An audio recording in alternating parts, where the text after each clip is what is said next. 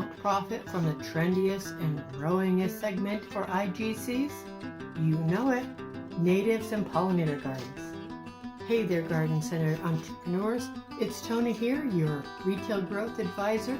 I have helped local independent garden centers from around the country bring profits and success to their doors, and now I'm here to help you. Today we're going to dive into something that there's a lot of passion about: natives and pollinator gardens. Or as I like to call it, bringing nature home in the best way possible. I feel like it's become quite the buzzword, but there's a lot of question about how to bring this really important segment into a vibrant and profitable section of the garden center. There's a lot of buzzwords, and it feels like that it's only for feel-good feelings and things that people, they talk about but don't actually put their money behind. It's how you approach it. First of all, it can really transform your garden center. You want to bring those good feelings in, those vibes in, and then it's up to you to sell them on why they want to plant the natives and pollinator gardens, not just because they should, or someone says that it's good for the planet, but why they are valuable plants, and why, regardless of if it was a native or regardless if it was a great pollinator plant, why you would plant it anyway. And that's the piece that's missing to make it a vibrant piece of people's garden centers. Now first, look at the social media around you. What are people talking about when you put in a hashtag pollinator gardens, hashtag native plants? What are the trends? What are the keywords you're looking for? What are people getting all of their energy behind? Then from there, also look at your local landscapers. Talk with them. Talk with your landscaping customers. What are they being asked to plant? What are they finding as being really useful that they're selling and putting in their scapes? There's a lot of funding behind using natives in federally and state funded projects. Find out what are on those lists. Find out what they're looking to plant, and make sure that your garden center is one that has them.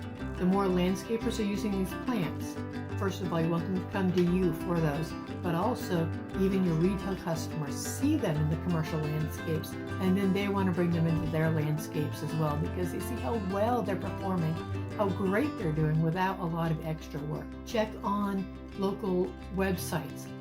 Check the ordinances, see what they're listing, check what your agricultural stations, check what your extension agents are recommending for these plants.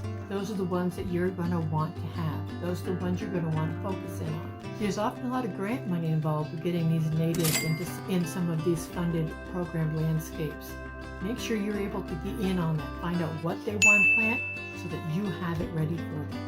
Next, for this new segment in your garden center, you can't just have the native sprinkled throughout the garden center and list, oh, this happens to be a native. If you really want to go all in on really making yourself the place to go to get these, you have to create a segment. Like someone would have a whole section on water gardening and what they would use to plant in their garden ponds to find all of these plants. You want to hold a segment for your natives and your pollinators. Get a demo garden set up with some of, again, these plants that are offering these lists that local places are recommending and there's local demand for, and the ordinances are listing as plants that they want, plants that they're going to put their funding towards, and show them how to use it. Have great signage. Make something fun. Make a pollinator quizzes, different trivia stations, something very interactive both for the kids and for the parents. Incorporate one or more selfie stations into this. Get people seeing, oh my goodness, I really want to get a picture of me up on this butterfly with the special bee posters, something about the native plants. Make sure you're branded in there, but make it a spot that is made for someone having their selfies. Think about all over the country, there are pictures of different wings, butterfly wings, birds' wings, painted on the sides of buildings. People stand in front of to get pictures of them with wings. That is one idea of how to do this. Make a spot where people want to get their picture taken of. But again, make sure your brand is in there so they can connect with you. And remember, signage is a one-time you have the cost, and you have a salesperson that is there constantly. Well-made and well-designed signage will vastly pay for itself over and over and over again. Now, definitely, this is a great place to rock your workshops and events. Have DIY classes of how to build your pollinator and butterfly bird baths. Have classes, a workshop on building bee habitats.